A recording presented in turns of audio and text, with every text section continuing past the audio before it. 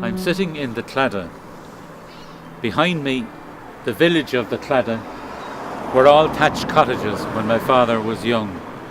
And opposite me, on the other side of the river, there was an old boat on which young boys used to come to fish for mackerel every summer. And my father, at the age of about 12 or so, would have been there fishing for mackerel with his friends. And he would have watched the fishermen from the Claddagh. At the time, there would have been 50 to 100 boats who would go out from this basin out to sea every day, hunting for herring and mackerel and pollock and all those fish.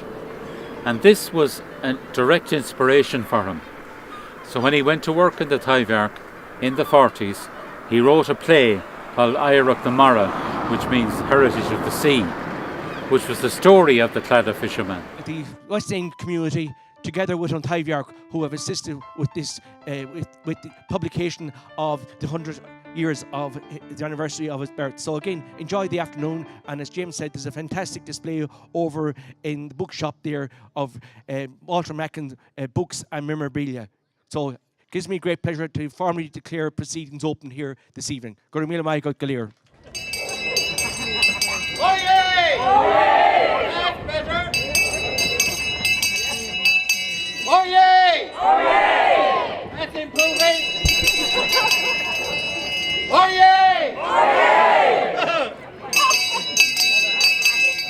One more time. Oyez! Oh, yeah. Citizens of the city of the tribes, denizens, we salute the prosperity we have been blessed with and proclaim the 100th birthday for Walter Macken, born here in number 18 St. Joseph's Terrace on the 3rd of May 1915. They're very quiet. It is also my privilege to salute the wonderful Sally O'Shaughnessy, patron of the festival today. A young 84-year-old. Yes. Big families was reared in around all the area. So we used to play our own games. Queenie, hold the ball, caddy and rounders. We grew up very well in the street.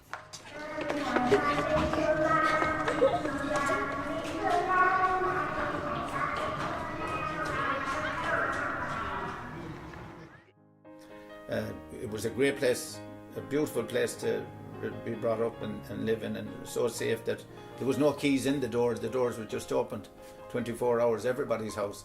And on a Sunday, like, we'd be playing football on the street, and there'd be up to 40 lads playing up and down the street. And even the handball alleys up here, which you had to write your name on the wall to get a game of handball.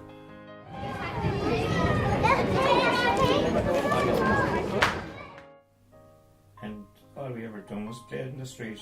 Handball was our game over there, the alley. We play handball all day long. Come home from Mass on a Sunday and put our name on the wall to play handball. That's all we had to do. There was no televisions, there was no nothing, there were no radios.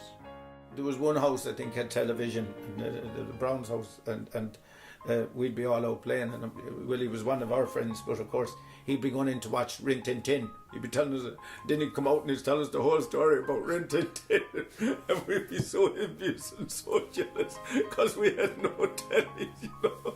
And then he'd tell us about Lassie, or he'd tell us about Wagon Train or something like that, you know.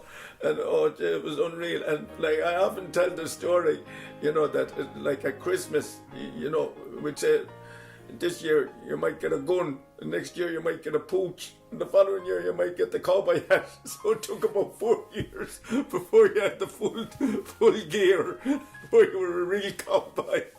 But so most of us, it'd be Indians, because all we'd get is a bow and arrow and a feather. So Stall, the village hall and recreation ground rolled into one.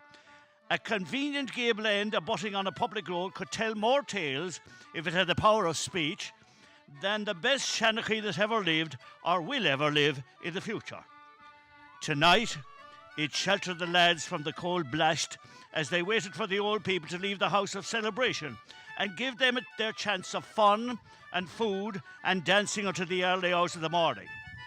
The door of the house was open and a bright rectangle of yellow light was illuminating the night. Within could be seen the figures of the old people as they guggled their mugs of porter and talked about this and that in the slow, ponderous way of the aged. And that's the first piece. The second piece leaves this and goes on the road to Salt Hill. Halfway between the town and Salt Hill, they turned off the main road and went into what seemed a poorer district.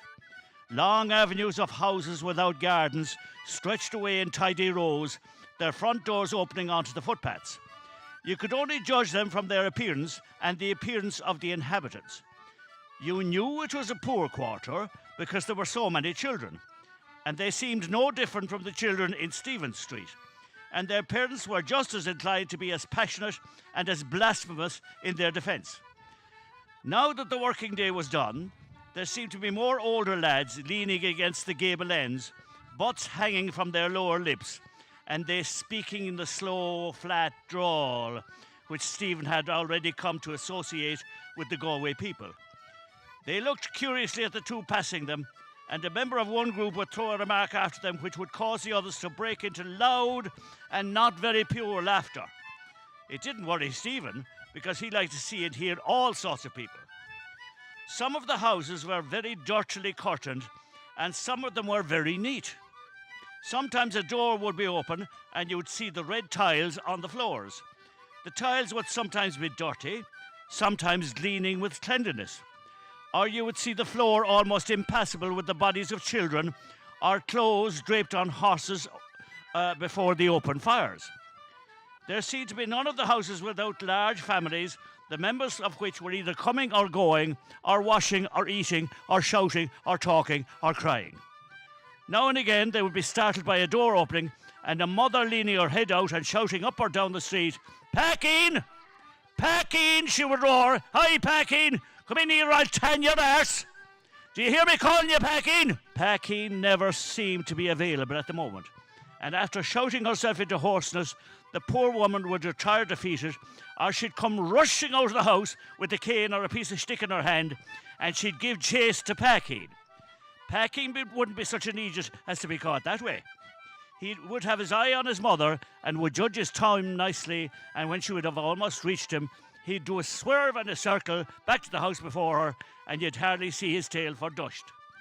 She'd give chase then for a while, but would break into a trot and pause for a while with her arms folded to have a chat with a neighbour about how that fella Packing had the heart scalded in her, from which they would drift into other topics, Packing forgotten, and for all Stephen knew, they would say, chatting all night.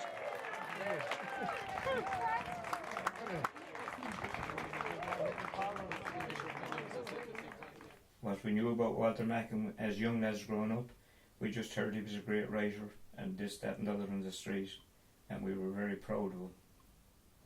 The time to put up the plaque, all the residents got together and we decorated the street about 50 years ago when they put the plaque up. And you know, there's a fella here, Merville's, we call him, Merville's Murphy, you know, and O'Connor shop up there. There was a nice pop out at the time that was called, and people keep asking why do they call him Merville's, and I know why they call him Merville's, because there was a nice pop out at the time called Merville Ice Pop, and he loved Merville's Ice Pop. So any money he used to get, he used to go up and buy a Merville Ice Pop. So they used to say, "Here comes Merville's," and to this day the name is stuck with him. They call him Merville's. I could go on all day. Then in the black and tan, Stop that man! Stop that man! my mother's brother-in-law was brought out of this house to be shot over in the canal in the Pocketberry area, and my mother went out to the back to hear the shots going, but when they spoke to him over at the canal, they found out he was English, and they didn't shoot him. They brought him up to the station and put him on the train and sent him off. My grandmother had a Sacred Heart lamp in the hall there as you go up to bed, and she'd bless herself every night. And there was a curfew on. That time you had to knock all lights off, and the black and tans would go around the street, and if they saw any kind of a light, a candle, they'd break the door down. But she refused to put it off for them. And she got the better of them, even though they threatened her and they were going to do this, that and that, but she never put it off. Till the day she died, and we had it going down for years, and eventually when we got the house rewired, all those things went, you know. Numerous more of them were gathered up by the Black and Tans, and they were brought out to Barna, and they were given an awful beating, and they were thrown into the sea out there, and Paddy eventually swam into shore, and eventually he did survive, and he came back, and he was never great after that. I think he suffered a heart attack and he died eventually. This is the stage of the Tyviark Theatre, the National Irish Language Theatre, where Walter Macken spent much of his time in the 1940s. He was actually artistic director here and manager, like I am, from 1939 to 1947. During that time, Walter wrote plays, he translated his own plays into Irish as well as other people's plays, he acted, he painted sets, he made costumes, he ran the theatre, he did absolutely everything. But before that, when he was a younger man, he was an actor here on the stage at the age of 18. And he met his wife, Peggy Macken, on this very stage. And he used to walk her home out towards the Crescent where she lived, because she was the daughter of the editor of the Connaught Tribune. Think, this is 1959, I'm talking, 59 or 60. He said, I'd love to write a history of Ireland from the point of view of the little man. The little man just got on with his life. He just got stuck in and did the best he could and survived and worked away consistently and solidly. And we survived all these persecutions. So I want to write a history of Ireland from the point of view of the little man, which is what he did. In the trilogy, Sigta Ferland is Cromwell, Silent People is the famine, and Scorching Wind is the War of Independence. All of them are about little men, little people, ordinary people struggling to survive in all these adverse circumstances. And as Ulton pointed out, coming through. And the last line is, they didn't look behind them, they looked in front of them. So it's a summary of all Walter Macken's philosophy, and that's very beautiful. No, so anyway, that's the first story I wanted to tell. That.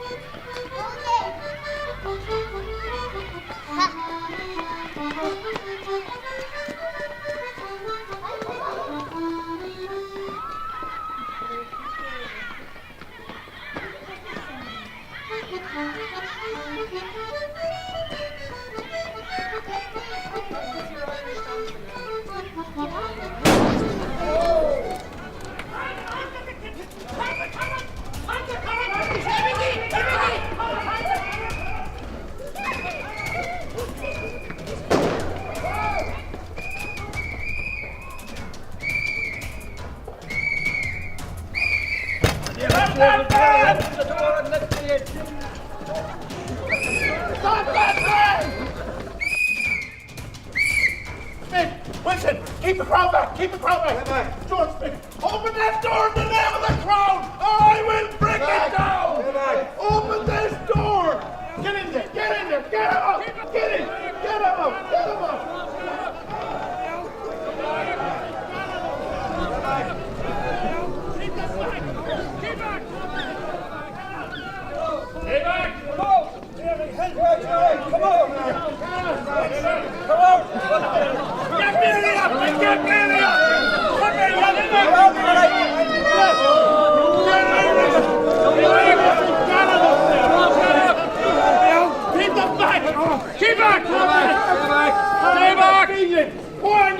on, you! Come on, you! Go back! Get good for nothing!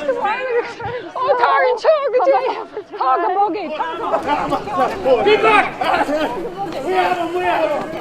Come on! Talk a buggy. Jeez.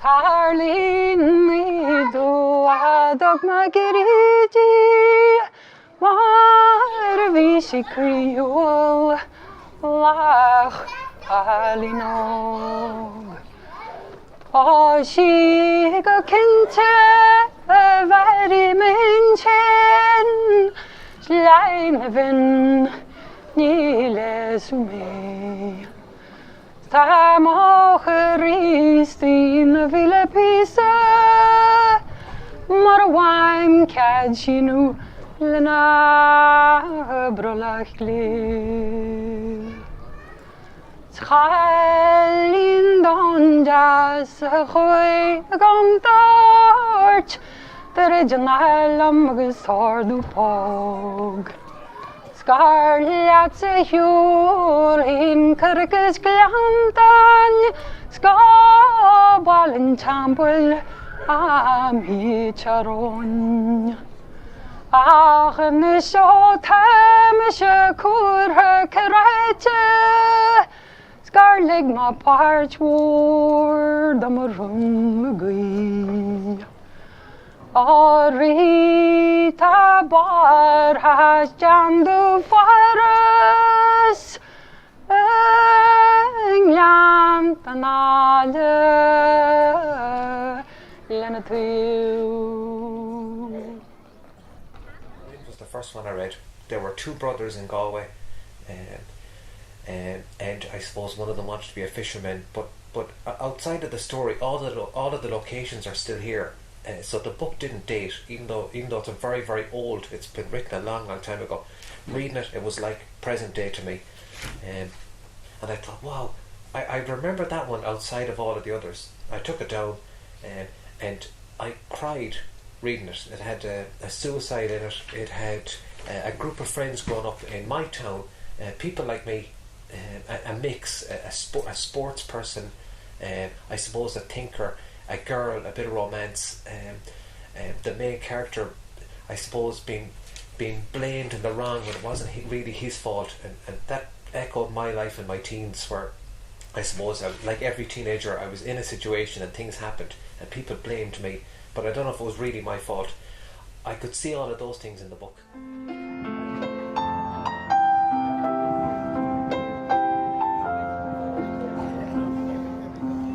All beside a vigil keep, the West's asleep,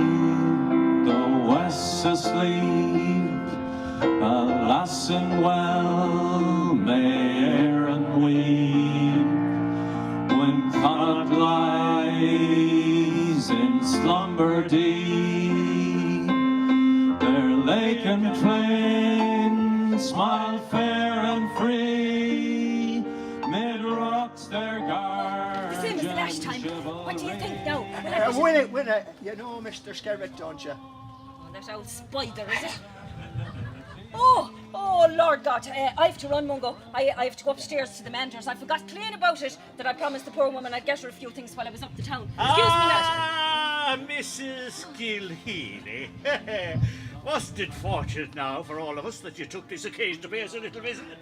I've been very attentive to your welfare for the past 3 weeks. I've called to your place of abode frequently during the past 3 weeks, and I've had no reply. Says I to myself now, says I, can it be that the poor woman is ill? Well, can it be that she's stretched out dead on her bed, and that's why I can't hear a sound or a sigh when I come knocking? Were you sick? Me sick, is it, Mr. Skerritt? Much of the Lord God give you a bit of sense. No, 'tis me good works, I tell you. Ash Mungo there. Haven't I me 2 feet worn down to me ankles helping me neighbours? Isn't it true for me now, Mungo? Isn't it true for me? Where is that Walter Macken came from? Yeah, place. Yeah, it was a really special place, you know. And from such a small area, there's been a lot of famous people came out of here. The jazz, all that jazz, they came from here. My own brother Eamon, who went on to play with Aston Villa and Ireland in soccer, and one of our most famous residents was a man called Eugene Daly. Eugene Daly, who was a survivor of the Titanic, and he lived in 7 St. John's Terrace, and eventually he went off to live in America in 1963, and he had one daughter, I think, and I think the daughter now has 10 children, which is amazing, and grandchildren still come home and still visit. The one that's come from America on Friday, and Saturday evening then the other girl that's come from England, they're sisters. They were living over there in number 7. Their grandfather was on the Titanic, Eugene Daly. They hadn't been in Galway together since they left. The West's awake, the West's awake. Sing, oh, hurrah, let England quake.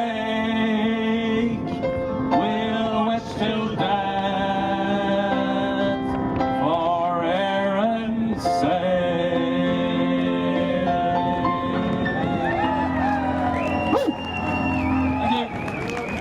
For the bus more, he took via August the West awake. Thank you very much. Puzzle of the Titanic when the movie came out, and they have a little schematic of what's what on the puzzle in the back, and we flipped it over, and there's a bagpiper way up at the top, and down at the bottom had the number of the picture, and down there Eugene P. Daly. So we were fascinated that this is a picture of, this is supposedly my grandfather. So they had his name on the puzzle. So we all bought the puzzle, but it was very. There was a lot of history that went with it, and a lot of tragedy. And he didn't. My mother said he didn't speak about it. The only thing they had in Ireland that was from the Titanic was his coat. That's, he feels, saved him. He had this big, heavy woolen coat, and that's what he wore.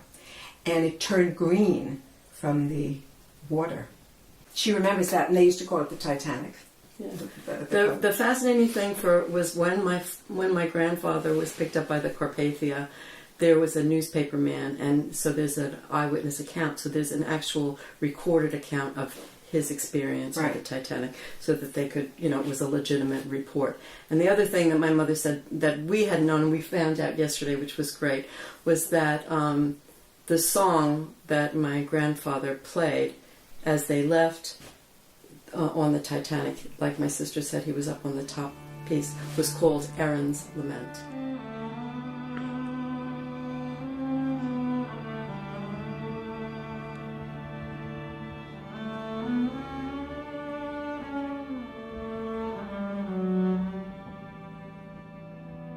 And Walter said, I want people to know that this is how life was lived then, so that in 100 years' time people will say, so that's how they lived. So that really Walter did leave a record of how people lived in the first half of the 20th century. And that's a legacy indeed. And we're very lucky that he wrote those stories.